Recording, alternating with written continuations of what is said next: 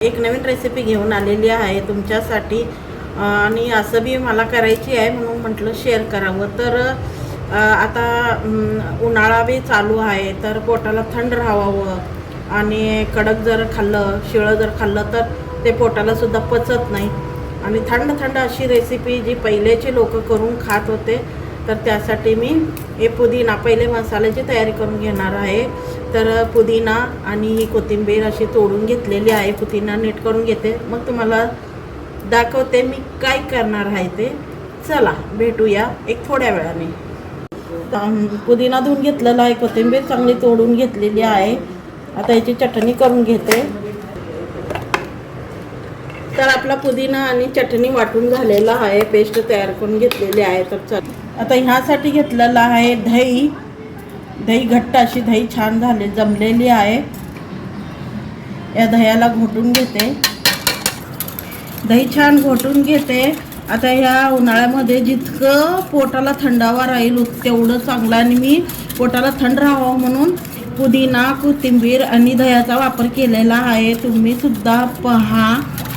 तर दही घोटून घेतले. दही बघा किती छान घोटली गेलेली आहे. ह्याच्यात अजून पाणी बसतो कारण दही खूप घट्ट आहे. तर मी थोडंसं पाणी घालून घेतलेलं आहे. हे बघा अशी आपल्याला दही पाहिजे. तर आता ह्याच्यामध्ये मी मसाले घालून घेते.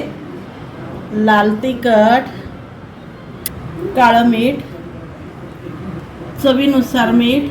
आणि ही रेसिपी बिना तेलाची बनणार आहे.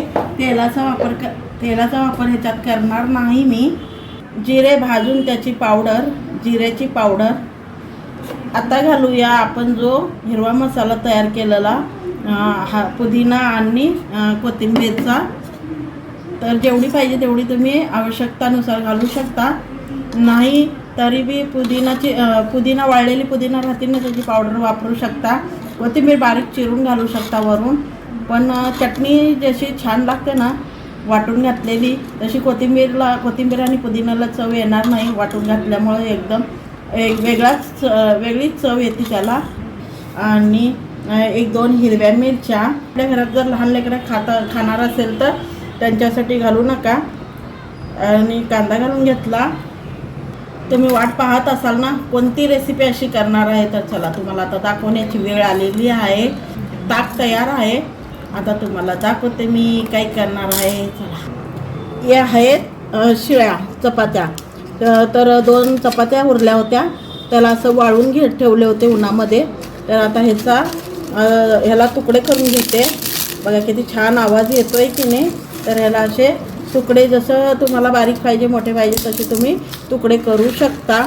आपण पहिले खात होतो की नाही, पहिले आपले आजी वगैरे असे छान लागत होतं. शिजून खायचा कंटाळा आला म्हणून मी दह्यामध्ये घालून आता हे ताकामध्ये भिजवणार आहे. किती छान असे कडक झालेले आहेत चपाती. तर ह्याला तुम्ही चाटसुद्धा म्हणू शकता. चला आता हे मी असे बारीक बारीक तुकडे करून घेतलेला आहे. आता घालूया आपला ताकाचा मसाला. बघा जो आपण तयार केला होता ना तो. आणि हे बघा किती छान झालेली आहे रेसिपी.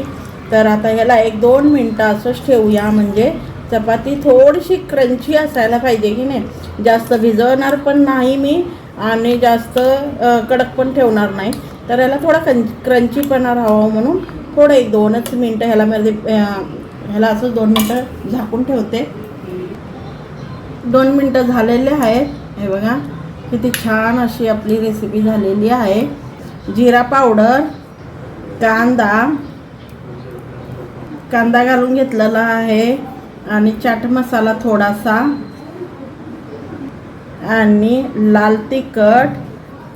भन्नाट रेसिपी झाली की नाही अशी थंड थंड थंड. आणि दही फ्रीजमध्ये तुम्ही ठेवून वापर करू शकता किंवा बर्फचा वापर करू शकता. आणि वरून घालूया कोथिंबीर. बघा किती छान झालेली आहे रेसिपी. ही रेसिपी तुम्हाला कशी वाटली? छान वाटली तर लाईक शेअर जरूर करा. चला आता या नाश्ता करता या जेवण करता.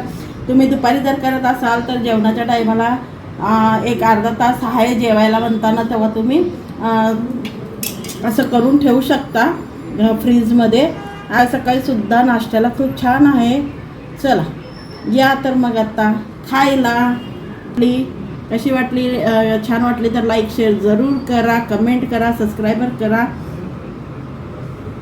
आणि भेटूया पुढच्या व्हिडिओमध्ये एक नवीन रेसिपी सोबत. चला तर बाय.